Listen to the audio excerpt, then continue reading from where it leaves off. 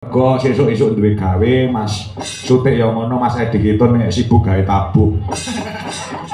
Terus iki tujune lho duwe jolaras tujune.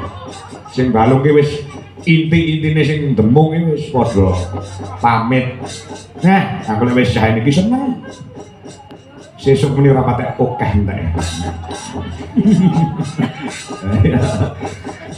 Ya, coba. Nah, yuk. Mana?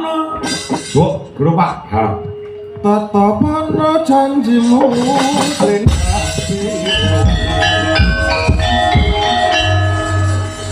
banyak sekali yang berkomentar tadi limbuannya terlalu panjang, terlalu lama. Yo, aku sadurunge lek wis matur. Bahwasannya Mas Komet karo Mas Dodok kuwi kersane ngurgon limbuan tok. Nek genduk Niken Salindri kuwi konsisten sampai goro-goro. Terutama dalange iki aku ngono ya.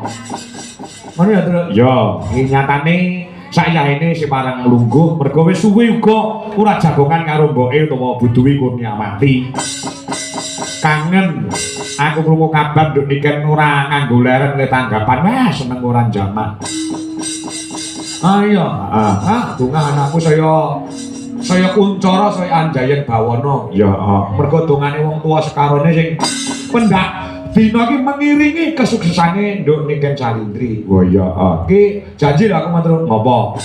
Nduk Niken kon nyuwara utawa kon nembang sing klasik. Aja dikira Niken Salindri iki isone ngur lagu lestari, lagu pujaningse, lagu